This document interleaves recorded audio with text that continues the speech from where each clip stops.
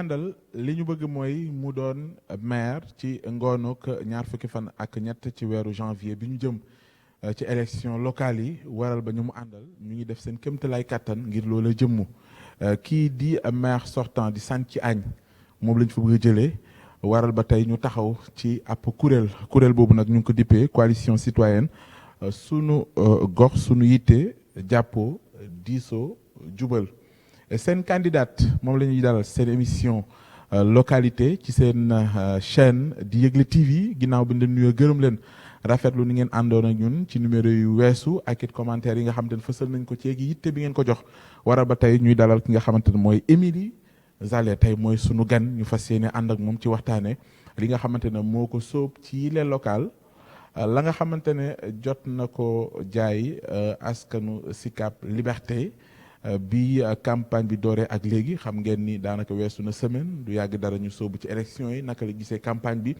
la mu jaay ci programme ndax jàpp na ni askan wi adhéré nañ ci am déet ñi muy jonganteel également ci commune bi du ñàkk xëy na dinañ ci dikk ak moom wax ci violence bi wax également ci yeneen actualité laataa ñu ciy sóobu nag dañu koy nuyu bàyyi mu nuyoonteeg yéen ñuy bàyyi xel ci seen émission localité soxna si ñu ngi lay nuyu bu baax am mbégte di la dalal ci émission localité. jërëjëf sama càmmiñ Pape Ousmane Cissé maa lay gërëm di la sant ci seen invitation bi ci seen télé Yëgle tamit di nuru ñëpp ñu ñuy seetaan plus particulièrement waa Sicap sama famille du nuyu suñu papa yi du nuyu suñu yaay yi du nuyu suñu mag yi suñu tante yi du nuyu la jeunesse des Sicap ñoo xam ne man c'est une fierté pour moi tamit di nuyu waa l'équipe toute les investis de la coalition citoyenne suñu gox suñu yitte jàppoo diisoo jubal dinañ ñëw ci ni ngeen ko waxee jàppoo diisoo jubal du ñàkk am na lu ngeen ci jublu waxit également comme ni nga nuyoo ñi dëkkee ci Sicap Liberté yow bu ñu lay laaj Sicap Liberté ci sa gis-gis nooñu koy jàngatale ci ki nga xam te ne xëy na muy dégg gox boobu te xamu ko d'abord ci li ñu lay njëkk a laaj mooy sa engagement politique fan la juddoo. waaw xam nga man politique c'est un sacerdoce pour moi tamit dama ko juddoo la ñu wax ko c'est inné parce que man sama papa politicien la woon boobu juddoo guma ci PS temps yi Senghor damaa juddu ñu may nettali ay jaar-jaaram ñoom ak ñoom Valdiodio Ndiaye ñoom Mamadou Ba Cissé Dia Babacar Ba tu vois donc dama juddu ñu may wax jaar-jaaram fu mu jaaroon ci politique donc man lu ma doon nag boo téyee micro bi bu baax rek wax Sicap dégg la Sicap Liberté jërëjëf macha allah ayca donc comme je disais la politique est un sacerdoce pour moi parce que c'est un concept très noble c'est l'art de gérer sa cité malheureusement la façon de faire la politique a été bannie par les populations donc man en tant que actrice de développement en tant que femme leader tey ñun ñoo war a tabaxaat politique bi delloo politique bi valeur cardinale yoo xam ne tey bépp askan bépp citoyen da nga war a gestu ci sa société gestu ci politique parce que ci jaamu yàlla la bokk donc ñun tey te loolu soo ko waree commencer lépp ci à la base lay commencer mooy élection locale yi ñuy jëm nii parce que foofu la ñu war a commencer tabaxaat politique bi jéem a restaurer la citoyenneté au cœur de la cité parce que gox gi ñu fa dëkk citoyens yi ñoo fa dëkk gox gi ñu ko mun a defar mooy citoyens yu dëkk ci gox gi waxuma ay parti de ay citoyens su ma nee citoyen mooy ñëpp kenn du xool ne kii fii la bokk kii fii la bokk kii fii la bokk lu ñu xool mooy ñun ñëpp ñoo dëkk ci gox gi ñun ñoo war a xàccandoo dóorandoo joxante loxo liggéey suñu gox. justement laataa ñoo ñëw ci pàcc boobu li tax ma lay laaj fan nga dooree sa engagement politique yaa ngi wax nga ne depuis sa papa ñoom la mais lan moo def déclic bi ba nga ne léegi moom damay politique. waaw lu def déclic bi mooy man j'aime pas l'injustice. injustice ku ma xam ne man lépp luy injustice bëgguma ko fu ma ko gis daf may jaral lu nekk donc man maa ngi commencé yëngu ci politique en 2003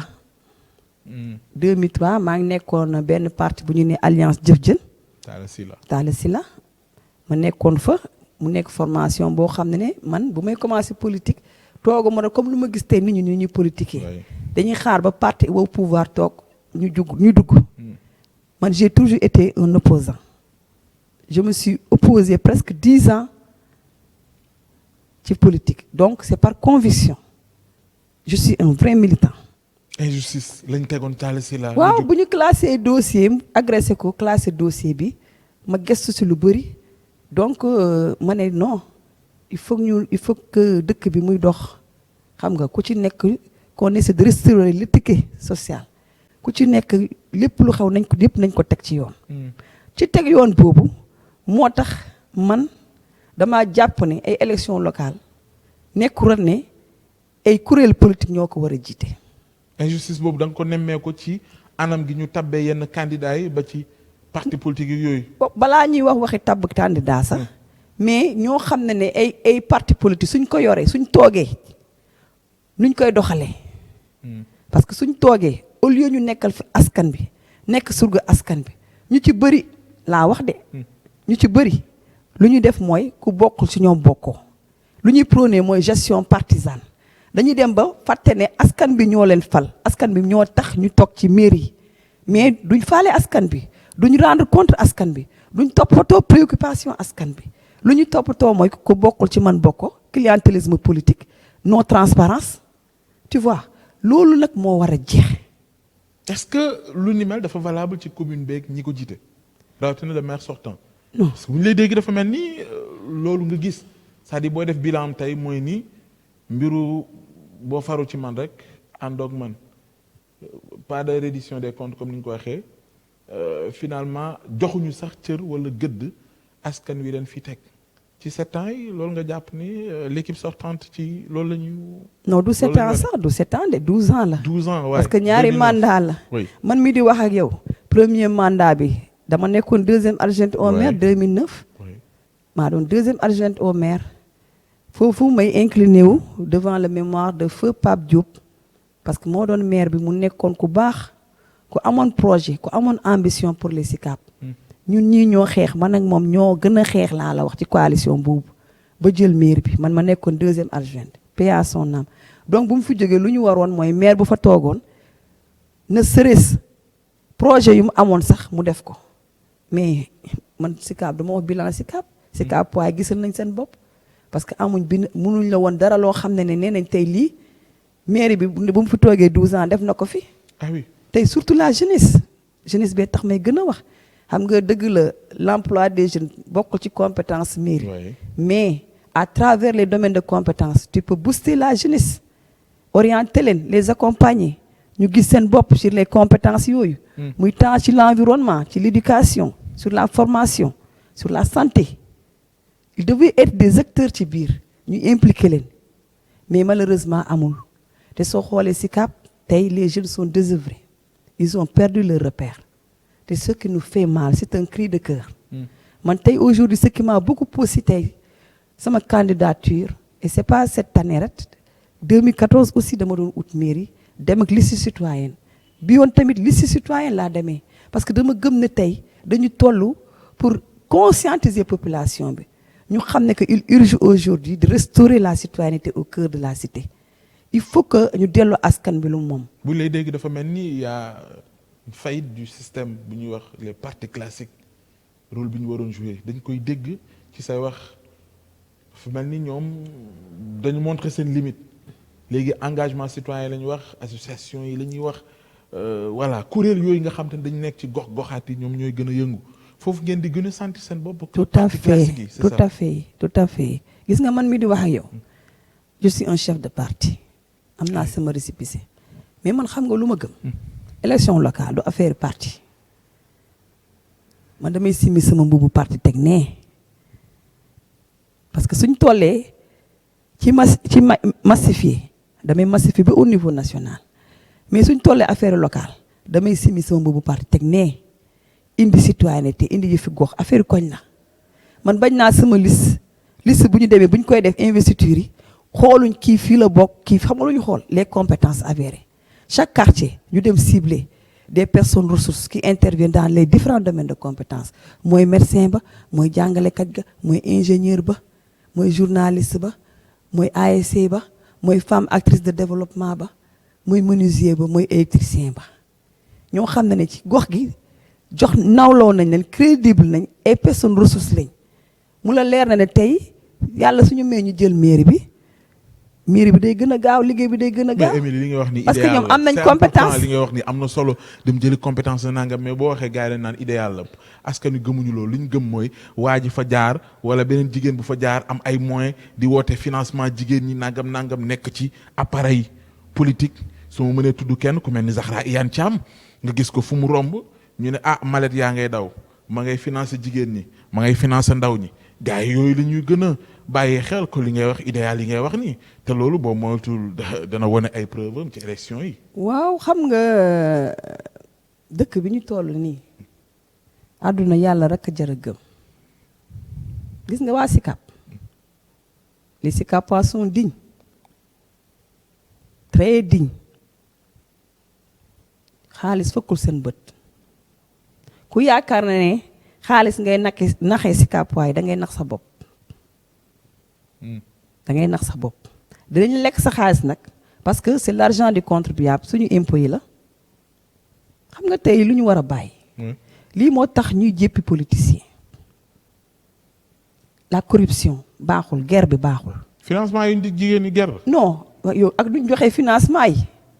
naka duñ ko joxe xam nañ ko jaarul yoon parce que yow man mënumaa comprendre yow ñu nommé le ministre microfinance 2019 nga ñëw ñu jox la poste bu juteux boobu lu la waroon mooy keroog bi nga toogee su fekkee ne sa askan ñor na la sa gox ñor na la lu la waroon mooy bi nga toogee nga def état des lieux xam nga préoccupation tey Sicap ñëpp lu ñuy jooy mooy xale yi amuñ liggéey lu la waroon mooy nga def état des lieux xam jeunesse bi yëpp seen préoccupation laaj leen waaw xaar ma ñëw rek da nga ma poser question bàyyi ma wax merci monsieur Cissé lu la waroon mooy tey nga def état des lieux bi nga toogee xool xale yi yëpp yu liggéeyul porteur de projet nga jël leen laaj leen seeni projet étudier ko accompagner leen ñu munal seen bopp jàngal leen métier xam nga nit ki nga jàngal ko métier moo gën nga koy naxee xaalis ay 500 000 benn nit fii nga xool ay association femmes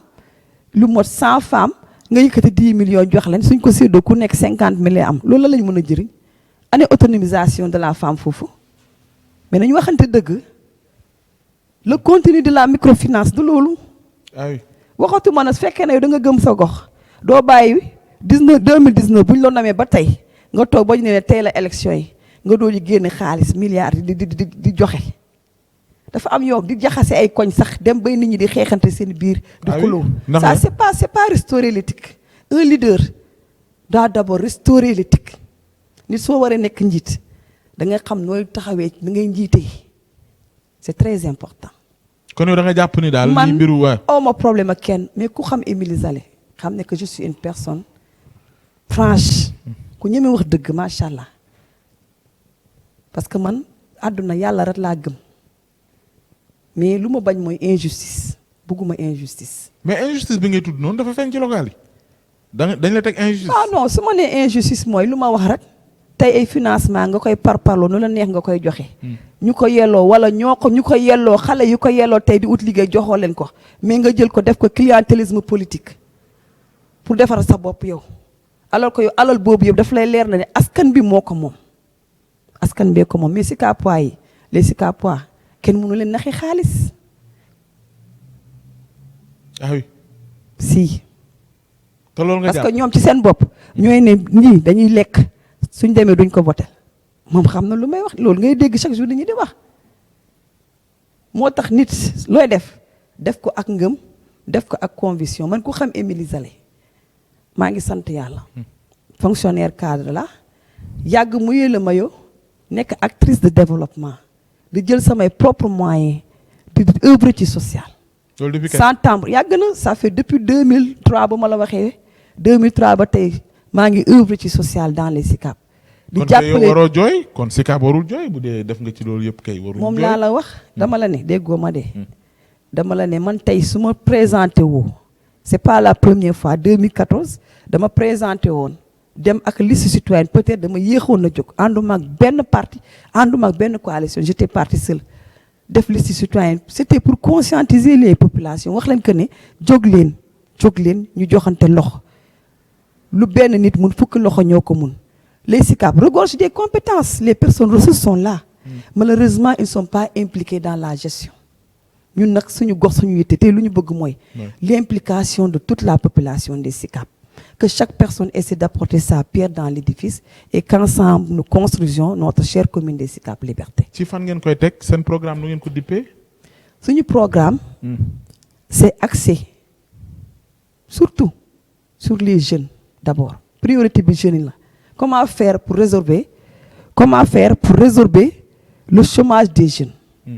loolu dafa bokk ci suñu programme. Bien que l'emploi des jeunes tey jii soo xoolee flyers bi ma def ne Émilie Zalé coalition suñu gox suñu yitte soo xoolee bannière bu ñu demee symbole bu ñu demee c'est la famille.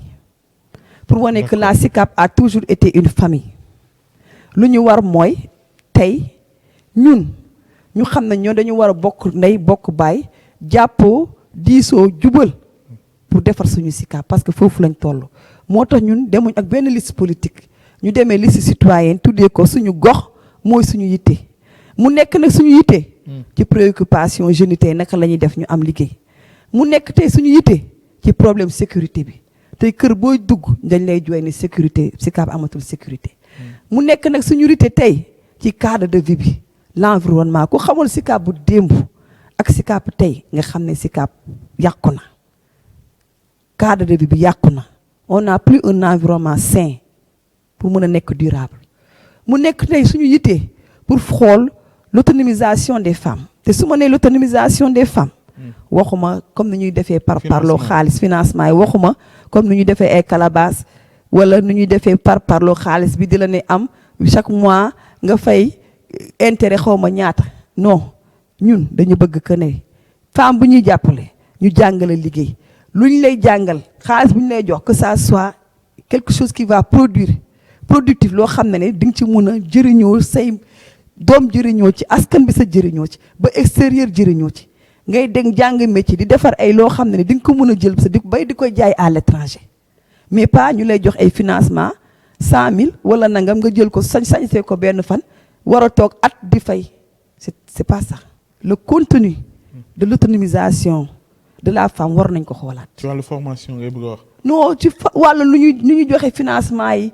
dañ leen war a accompagner le suivi xool seen projet yi mais doo ñëw fekk ay jigéen ñooñu rek nga jël jox leen xaalis noonu montant noonu ñu tasaare ko séddoo ko noonu nga ne waa après da ngeen di ñëwaat fay ay intérêt kooku jàppale woo ko su ko lekkee benn fan war a toog at di fay c'est pas ça.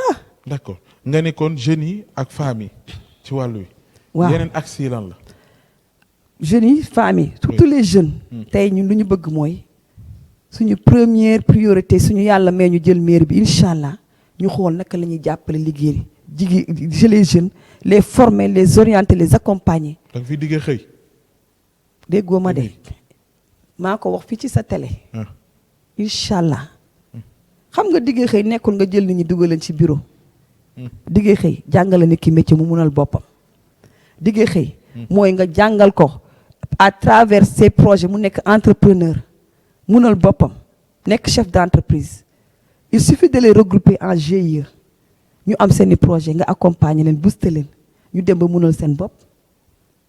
loolu la tey jii ñu ngi wax problème sécurité SICAP salté na mais loolu yëpp xale yi soo leen mun nga leen am moyen nga leen mën a subvenir nga jàppale leen pour ñoom ñu gën a restaurer civisme xam ne tey gox gi ñoom ñoo ko war a defar ñoom ñoo war a veiller ci seen gox à travers des comités de vigilance en collaboration avec nos autorités administratives policières le ministère de l'Intérieur parce que tey SICAP dañu am problème sécurité ñun loolu dafa bokk suñuy action phare yoo xam ne suñu yàlla mee ñu jël mairie bi loolu day jeex. sécurité éclairage public dañ koy def on fera des lampes solaires dans certains lieux publics vous voyez ba nga xam ne bu soobee yàlla kaaraange waa SICAP dañ ciy taxaw tem pour ku xëy dem ku guddee soo ñëwee doo jaaxle say doom duñ jaaxle di nga xam say doom fu ñu nekk.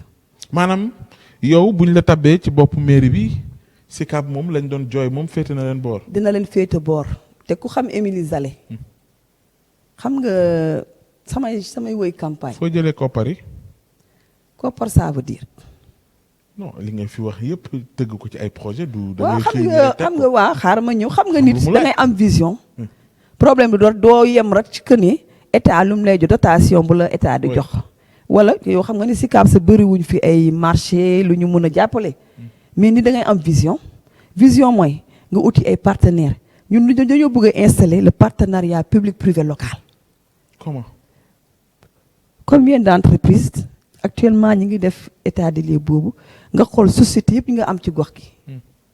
xam nga fu muy installer la responsabilité sociétale d'entreprise société yu fi nekk yëpp école formation yeeg pharmacie yeeg entreprise yi nga lëkkaloo ak ñoom xool naka ngeen mën a lëkkaloo tey pour ñu jàppale leen pour SICAP mën a émerger wu nga uti ay partenaires à l'étranger te gis nga SICAPaay aussi les SICAPois sont solidaires wallaahi les SICAPois sont généreux sont solidaires il suffit de les booster de les impliquer tey jii ñun bëgg nañu am ay def ay caisse de solidarité dans les quartiers pour jàppalante suñu biir parce que loolu dafa bokk suñu éthique SICAP c'est une famille SICAP liberté ak SICAP yi ñu xam famille lañ doo xam kii la kii doo xam kii lële la mais yombul woon nga li nga wax ni yëpp. moo en tax terme soo de- xoolee oui. fàtte naa foofu soo xoolee suñu bannière peut-être ma won la ko ca ci bulletin bi waaw gis nga soo xoolee ñun suñu bannière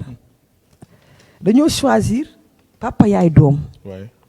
pour montrer que la SICAP Suñu famille la. a toujours été une famille suñu gox suñu yitte ñu choisir cette bannière papa yaay doom ne dañoo war a jàppoo diisoo jubal lii lañu war a def tey ci SICAP Liberté pour SICAP mun a suqaliku SICAP mun a mel nu SICAP meloon démb bi nga xam ne suñu waajur yi nga xam ne tey suñ fi dëkkee yàlla ak ñoom ak seen titre foncier tax ñu dëkk fi tey. te lii yëpp nga wax ni santé añ defu ci dara. waaw xam nga man sànc yi sama càmmiñ la te moom tey soo ko newoon kuy Émilie la nee na Émilie ku franc parler la yor moom day wax moom lu mu sentir da koy wax du tricher mais man je laisse SICAP ñu xool man lu ma xam humblement sànc amul bilan amul benn bilan. mais yow yombul woon ci yow tamit idée yi nga am nii nga ñëw renforcer ko jàppoo ni boo ñëw renforcer ko xëy na dina am bilan. waaw dama la déggoo ma man mii di wax ak yow deuxième kii wi lay conseil municipal la mais musuma dem conseil municipal xam nga lu tax nga dem ñuy wax budget mu leer na la lu ñuy wax après doo gis fu ñu dugal xaalis bi je préfère ne pas y aller pour bañ a baakaar ah bon. waaw te lu may wax mais jàppoo ni demoon foo xamal leen ni kat neewu leen. mais ci soo yoon wi nekk ci baaxoon. conseil boo xam ne suñu waxee ñëpp ne waaw yow war a ñaar rek ñooy ne déet balaa caan nga toog wala nga dem voté budget boo xam ne soo ko voté du askan bi lañ koy delloo feneen lay dem doo xam fu muy dem. kon da nga bëgg wax ne ci 7 ans yi santé añ la mu voté yëpp ci boppam la ko def. ak non conseil bi waxuma ne suñu boppam la ko def. ah kon war na am bilan kon. xaaral dama la ne. su fekkoon ne 12 ans yi mu fi def. dugal na normalement impliqué na approche participative impliqué population bi centre seen bopp tey problème sécurité duñ ko am ci SICAP chômage des jeunes du récurrent nii dégradation SICAP du mel nii. lan mooy impliqué ko. non l'implication mooy nga tàllal loxo SICAP waay cette approche participative ñun moom la ñuy prôner tey prôner cette approche participative qu'on essaie de restaurer la démocratie citoyenne dans les SICAP ñu xam ne affaire élection maire ay commune warul nekk rek ni maire ba ak conseillers yi def seen liste parti politique ñoo war a toog rek di tëju seen commission yi duñ ci impliqué kenn xam nga ñun lu ñu bëgg ñun suñu jëlee. da nga am problème ak parti politique yi de. man ma déggoo dama façon bi ñu non bi ñu waaw si surtout si commune yi. waaw ci commune yooyu. commune yi laa wax ah. oui particulièrement ci SICAP Liberté dafa mel ni am na loo ci dund loo xam te ne. non moom vraiment moo la froissé daal. si neexu la c'est un cri de cœur. man su ma demee ba jël qui est sama responsable de tout ça. xaaral ma ñëw su ma demee ba jël sama ñàkk jël sama xaalis dem déposer sama caution nga xam ne lu ma ñor la boobu may lancer appel tous les SICAPois et SICAPoises de la commune de SICAP Liberté wax leen que ni je vous lance un appel engageons-nous ensemble pour un meilleur devenir de SICAP. d'accord bu ñu nangooti politiciens yi dañu noot dañu nax. mais d'accord ñun ñoo moom gox gi te comme léegi population yi ñooy fal maire noonu nag ñun citoyen nañ fal suñu bopp. d'accord à travers suñu gox suñu yitte. mais liñ la fi jàppoo diisoo juba. d'accord merci mais liñ la fi bàyyi te tànnuñu la loolu la. bàyyi tànnuñu bu mooy fekkoon lan tànnoon nañ la ci parti politique yi kon doo doon am problème bi. xam nga yow kon naa. fon naa dama lay laaj quoi dama bëgg naa yow déggoo lu ma la expliqué. non dégg naa da nga ne yow yaa yëkkati sa xaalisu bopp. balaa ma lay wax xaalis bopp dem déposer sa caution. waaw man la est-ce que bu fekkoon en amont ni ñu tànnee Zahra Iyane Thiam yow lañ fa tànnoon nga jàpp ni yaa ko gën a yeyoo. est-ce que xam nga ne suñu ma tànnoon da nga maa bëgg a dégg tikk. waaw. tey jii. dama la ne balaa ngay waxi année bii. 2014 dama demal sama bopp tuddee ko jóg sukkali Sicap. déggoo ma de.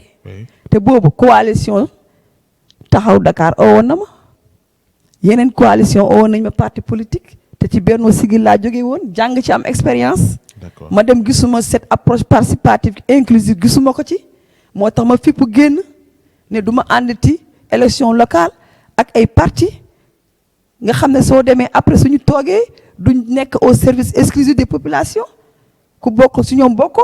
dama ci diggante bi changé wul ba léegi loolu am. mais looloo fi am. nañ waxante dëgg loolu moo tax nga beru mais may ma tuuti yow soo demee ba benn ministre taxaw ñu koy poser question télé.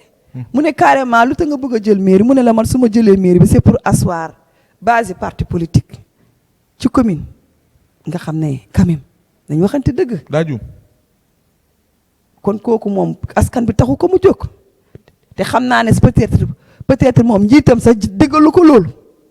peut-être moo am xalaat boobu kon ñu mel noonu mënuñ jiite commune dañ waxante dëgg ñun lu ñu bëgg mooy ñun waa suñu gox suñu yitte l'implication de toute la population de Sicap Liberté naxaate bi dafa war a jeex les Sicap ont souffert des années surtout les jeunes ñun tey jii moo tax ñu taxaw teem def suñu liste citoyenne ne dañuy dem foqati lu ñu moom ñun waa citoyen ba pare tabaxaat suñu. d'accord mais est-ce que ñu ngi leen di dégg ACEP suñu leen di comparer ak yeneen candidat moo xam candidat sortant bi maa ngi koy wax sànq ba léegi maa ngi tudd Zahra Iyane Thiam man maa koy tudd waaye yow doo ko tudd waaye yaa ngi koy junj ndax boo fi nee ministre moom dinañ xam ci Sicap Liberté kan moo fi ministre loolu laay wax booy xool campagne bi ngeen def soo koy méngaleeg ñoom est-ce que vous avez le sentiment que ni message bi ngeen di jàllale. Sicap waaye ak Sicap waas yaa ngi koy dégg ñu ngi adhéré ci seeni programme te it ñu ngi leen di won ni jox nañ leen bopp in fine ngoonu 23 janvier yaay doon maire gox bi. incha allah yal na ko yàlla def. parce que yàlla laa dénk sama bopp yàlla yaa yaakaar nu ma def ba yàlla suturaal ma mun a déposer sama caution yàlla na ma yàlla suturaat tam noonu. ma gagné mairie Sicap te su ma ko gagné yàlla bu ma tas yaakaari askan bi. est-ce que gëm nga loolu. gëm naa ko parce que tey jii man sama campagne bokkul ak yeneen candidat yi. man proximité laay def. kenn mësumaa gis ma def meeting. kenn mësumaa gis ma oote tentamar man damay dugg ci kër yi. di dox quartier bu ma dem. mun naa ne ci candidat yëpp man maay dox aw ma garde corps sama oto duma ko yëg sama sunu laa yor benn camion def ci sama visibilité bâche nekk ci tali bi di dugg këroo kër di saafanteeg nit ñi di leen wax sama programme di leen expliquer ba pare di leen conscientiser. parce que ñun lu ñu bëgg suñu combat citoyen bu ñu bëgg il faut que ñu conscientiser nit ñi conscientiser Sicapois yi wax leen que ne dafa jot nañ bañ a décourager. parce que tey jii suñu découragé bàyyee politiciens yi ñu jëlaat mairie dañuy demaat ñu naxaat ñu. moo tax ma leen di lancer un appel que ne na ñëpp jóg le 23 janvier dem voter ji te voter utile comme léegi population ñooy fal nañ ràññee bu baax kan la ñuy fal suñuy fal bu ñu fal ndax yaa ma neex bu ñu fal ndax kii dañ ko xam wala xarit la nañ fal koo xam ne tey su toogee du tas askan du tas yaakaari askan bi nañ fal koo xam ne dafa am vision. nañ fal koo xam ne elle est ambitieuse nañ fal koo xam ne elle est venue pour innover. nañ fal koo xam ne dafa ñëw tàllal loxo. prôner une gestion participative inclusive solidaire mais surtout transparente. te loolu mooy kan mooy madame Émilie Zalé. nekk la candidate citoyenne de suñu gox suñu yitte. D'accord. jàppoo diisoo jubal. d'accord kon ngoonu 23 janvier waa SICAP bu ñu tànnee keneen ku dul yow mooy erreur la te SICAP du bouger kon.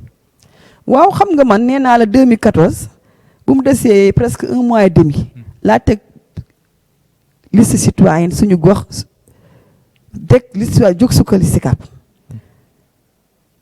di def nu may def rek di conscientiser nit ñi mais su ma xoolee ak léegi damay sant yàlla parce que nit ñi ngi commencé am seen approche participative ñi ngi commencé xam ne dafa jot pour ñu jóg dem foqati lu ñu moom. d'accord parce que dañ may ne yow sa programme au moins yow li ñuy wax dal na xel.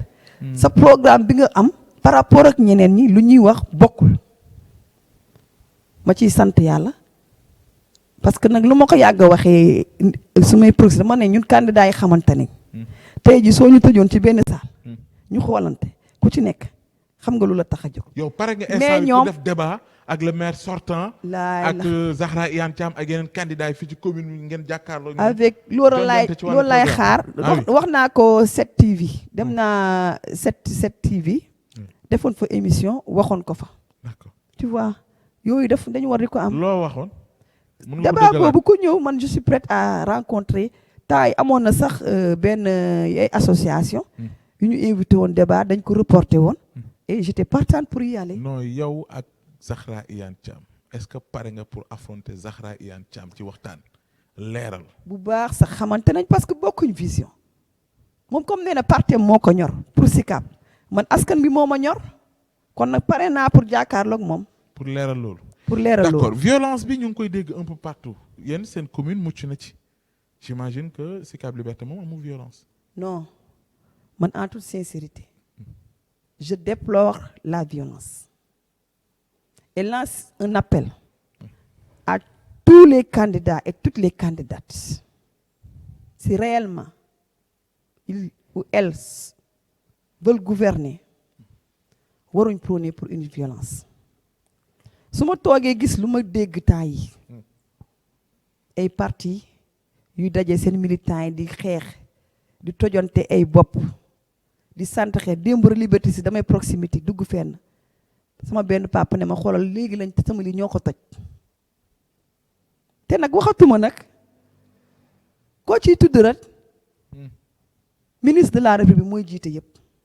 ah bon parce que ku ci wax rek dana ne moom la dajel man mii di wax ak yow Dembo Ndiaye ñëw nañ def ma violence sama kër. ñaan moom ministre Zahra fii laa koy tuddee ci télé bi di ci lancer un appel nag son excellence le président Macky Sall. lu mu def. waaw ma ñëw parce que ñun xam nga xamante nañ bu baax on est en démocratie ku la neex fu la neex nga bâche fu la neex nga def mais doo ñëw ba sama kër sama koñ même su fekkee yow corrompre nga ay nit jëndee leen xaalis ca koñ nga mais ñooñu suñuy bâche nañ yem seen buntu kër mais duñu ñëw ba sama buntu kër bu takkaloo sama kër bâche fermé fu ma war a gaare sama oto ma war a génn jóge église martyr di ñib si sama kër mënuma dugg sama kër ma ne leen may leen ma jàll ñu bañ ma faale ma oo ministre bi téléphone ne ko moom Zahra waaw fii laa koy waxee man awma lu may ragal lu may tiit parce que moom xam na ma oo ko téléphone ne ko dama bëgg nga wax sa ñii baaree tali bi pour ma ñëw dugg ak sama oto nañ génne seen bâche ci digg tali bi sama digg kër bu ma takkalool ñu baare foofu mu ne ma ñan la ma ne ko ñi nga jox pour ñu ñëw ba sama buntu kër na yow yaa fi ñëw yaa ngi may dégg mu ne ma waaw mais waxal ak man ndànk ma ne ko waaw dama la explique la wax lu ma lay wax rek mais bu ma egsee defu ko dafa egsi ñëw gën a toog seen biir di expliquer su ma ko toppoon maa ngi yoroon sama camion musique su ma taaloon musique bi si kaw kon lu mu doon def du ko def mais ma won ko grandeur ma won ko que je suis man leader laa won ko grandeur ma ne xale bu leen taal musique bàyyi leen ko mu def kiyam ma au préfet au commissaire ñëw def état des lieux ne ma dama lay ñaan bàyyil nii jëlal beneen sens bi tourner sa oto jaaree beneen côté bi yaa ngi may dégg mu pare lu muy liggéey bu ñu paree ñun di jóg pour dem Liberté 6 sama benn càmmiñ tête de liste proportionnelle di conscientiser nit ñi ay nitam ñoo ñëw fekk kooku poñe ko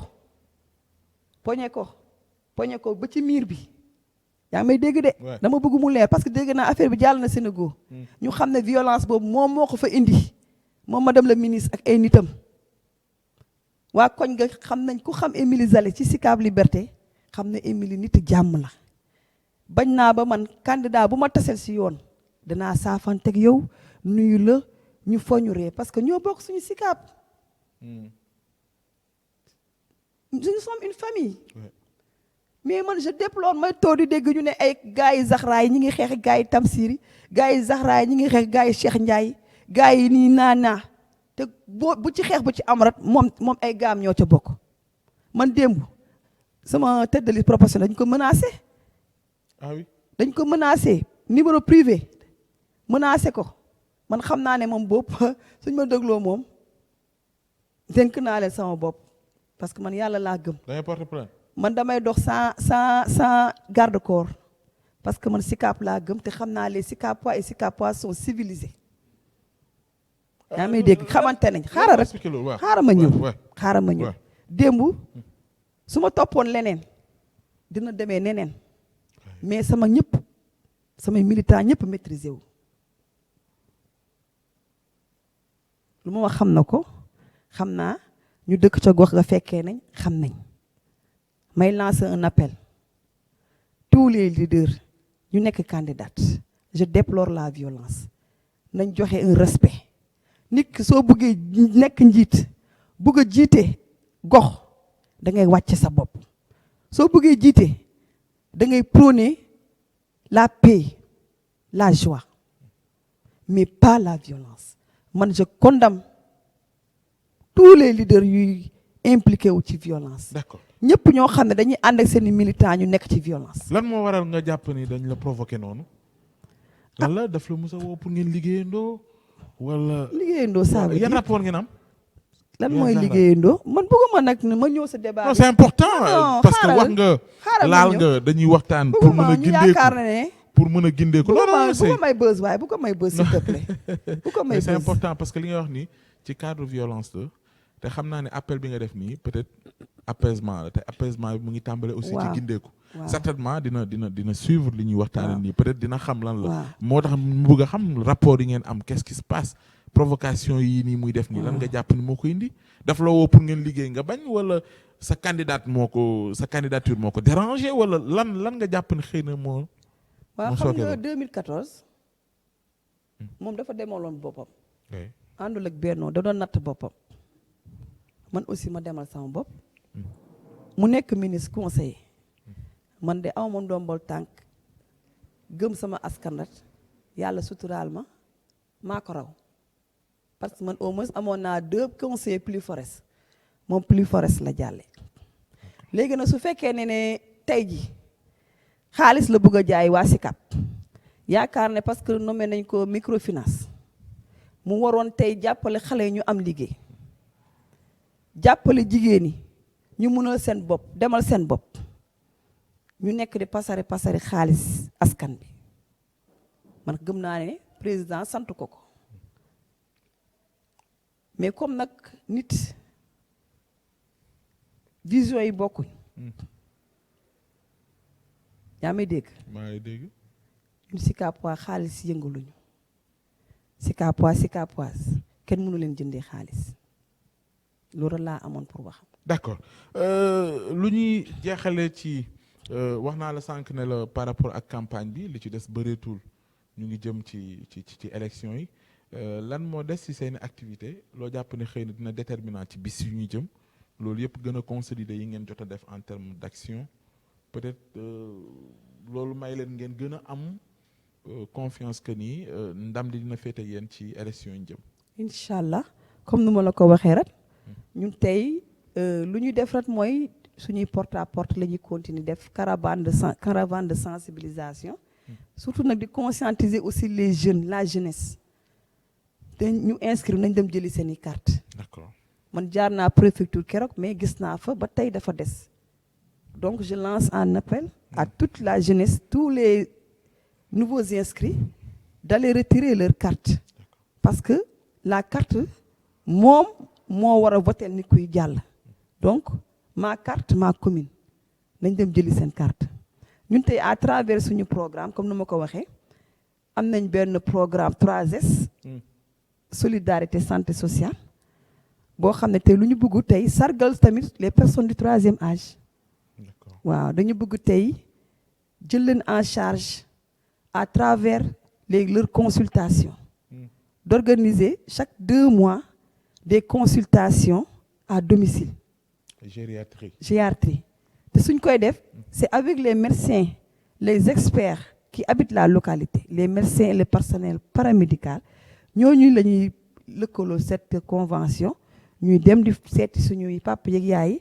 di leen consulter à domicile ba ñuy bañ di déplacer wu aussi dinañ bëgg nañ leen jël en charge tey leurs médicaments les maladies chroniques mooy maladie diabète yi tension yoo nga xam ne dañ chaque fois dañ jël ay médicaments régulièrement ñu xool nuñ ko leen di ko subventionner en partenariat avec les pharmacies qui habitent la localité foofu laa waxee ne ce partenariat public-privé local d'essayer d'instaurer la responsabilité sociétale d'entreprise muy ci santé muy ci éducation à travers les institutions de formation ñu xool nañ la ñuy tamit restaurer cette RSE boobu pour ñu mën a booster xale yoo xam ne à travers leur formation diplômante parce que xam nga tey fay njàng bi dafa cher xale dañu am bugg am jàng bourse duñ ko am tu vois ak d'autres sociétés aussi ñu xool nu ñu mën a lëkkaleeg ñoom ñu mën a jàppale tamit suñu doom yi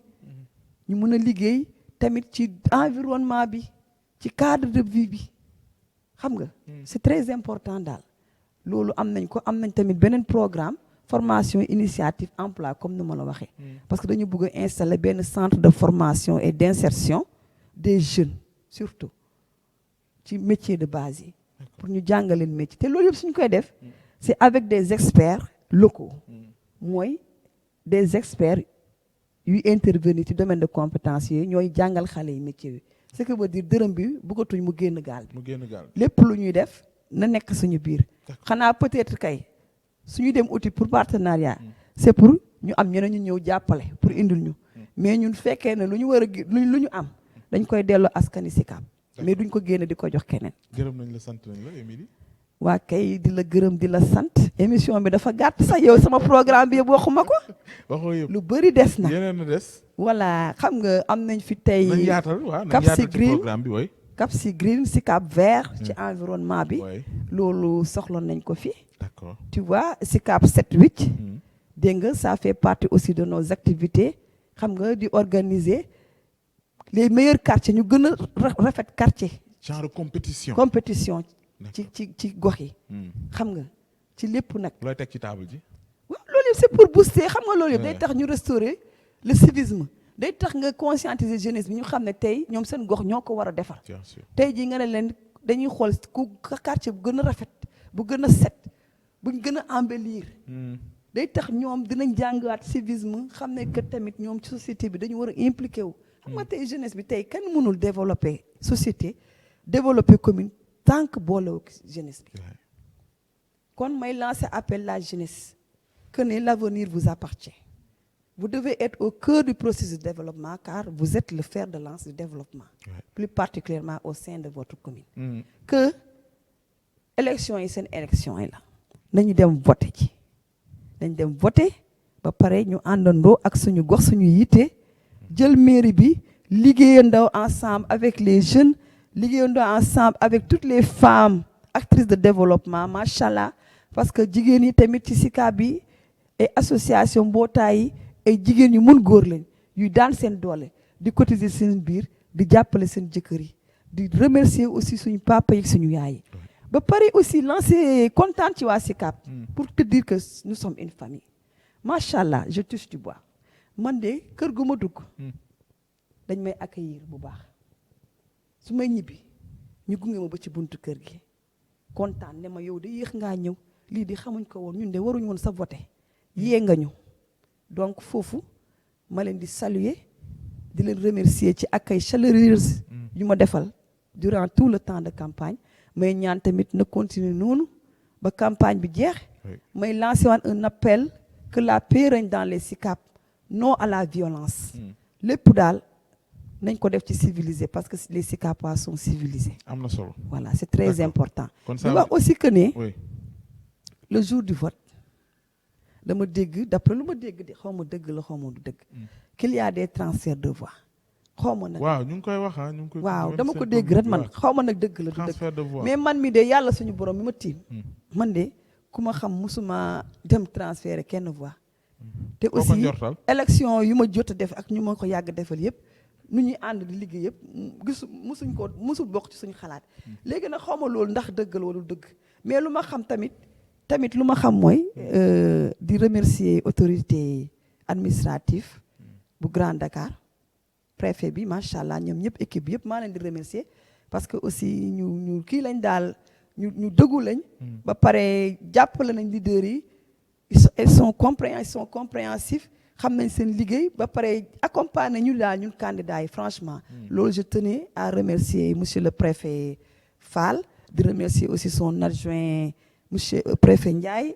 ak équipe bi yëpp daal ko lim juum. D'accord. Donc aussi pour revenir toujours que ne wax leen que ne su fekkee ne lu ñu wax dëgg la ñooñu nañ toog ñi transfert. nañ toog seen kër yi xam ne fii ku dëkkul SICAP doo fi voté SICAP waay nañ leen bàyyi ñu voté tànn seen maire comme nañ population ñooy tànn xaaral ma ñëw comme nañ population ñooy tànn nañ bàyyi population SICAP tànn seen maire xawma ku def loolu bu ko yeboo na teel a wax ñooñu ne leen bu leen egsi ñun jàmm rek lañ bëgg ci jàmm dans la discipline dans la paix sans violence les SICAPois vont sortir vont voter et faire le vote utile avec la coalition citoyenne suñu gox suñu yitte dirigée par madame Émilie Zalé candidate citoyenne. D'accord nu ngeen di def ba sécuriser loolu nu ngeen def ba xam ni ñii dañ leen transfert. waaw xam nga nag SICAP ñun xamante nañ. Ah d'accord. SICAP ñëpp xamante ñaa. D'accord. parce que yàgg c'est pas léegi la ñuy voté yàgg nañ di voté di daje ci centre yi di fo ci jàmm di ree da ngay xool sa même les bureaux de vote ñuy nekk xale yi les représentants bi dañuy xamante. Donc na jàmm sax daal nañ def lépp ci discipline fair play waaw mais ku non ku fi dëkkul nag moom soo fi waree voté nag ah je ne sais pas mais les SICAPois gëm naa ne duñ ko seetaan xàmmee nga ma fi man déggoo ma ne xamante nañ ku si nekk centre boo nekk inscrire fa depuis boobu xam nañ ko suñu même suñu doom yi mujjee inscrire sax xam nañ leen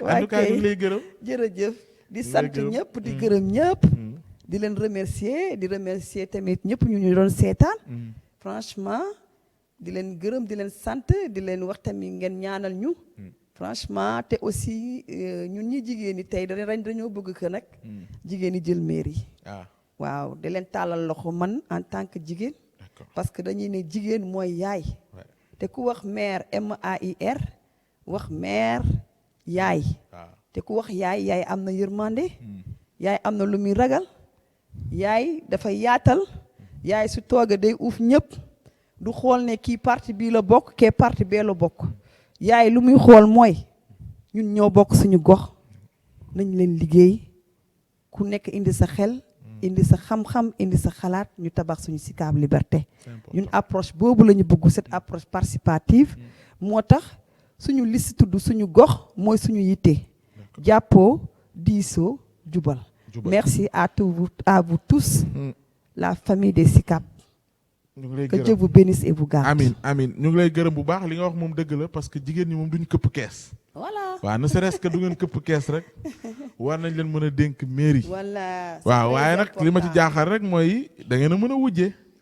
waaw wujje daal mun ngeen ko lool sax. waaw mun daal xamul nag waaw mais tubaar fa jox kay ñaan rat boobaa suñu càmmiñ yi suñu papa yi suñu nijaay yi rat duñu encadrer parce que tamit jigéen mënoo dem sans góor waaw góor bi ngay teg ci wet bi rat mu lay accompagner di la encadrer d'accord waaw am na solo en tout cas ñu ngi lay gërëm bu baax maa ngi fàttali ni ñu ngi àndoon ak Émilie Zalé nga xamante ni mu ngi bokk ci coalition citoyenne sunu gox sunu yitte jàppo diisoo jubal nekk cadre de gestion nekk it ca département ressources humaines bu ministère de la santé et de l'action sociale bëggoon naa sax dugg moom ci yooyu waaye xam naa ni temps bi boo ñu xoj parce que ku ko wax xëy na xel na dem ci ay benn bokk yaakaar bëggoon naa koo laaj ci yooyu sax waaye xam naa ni du ñàkk nañ am yeneen occasion maa ngi fàttali bi muy ñëw tamit wan nañu ni ci proximité la ne parce que daal liy nuru proximité la sol waaw te loolu yëpp incha allah ngir am ndam la. wallaay ci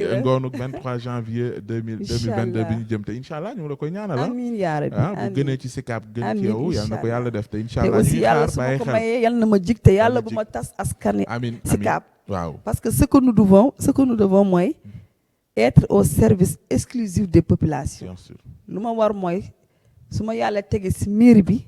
ma nekk surga askan bi nekk surga waa Sicap. te loolu laa fas yéene def incha allah. en tout cas sentir nañu engagement ci li ngay wax ak ku dëggu ci xolam te loolu it am na solo ñu koy bàyyee xel ci ñi nga xam te ne ñoom ñooy tànn seeni maire di waa Sicap kon nag ñu ngi bàyyee xel bu baax incha allah li fi war a am ci ngoonu 23 juin 2022 ñu ngi koy gërëm di ko sant seen émission localité ci Yegle TV beneen numéro beneen candidat xëy na du ñàkk leen jege yéen ñii nga xam te ne yéenay bàyyee xel.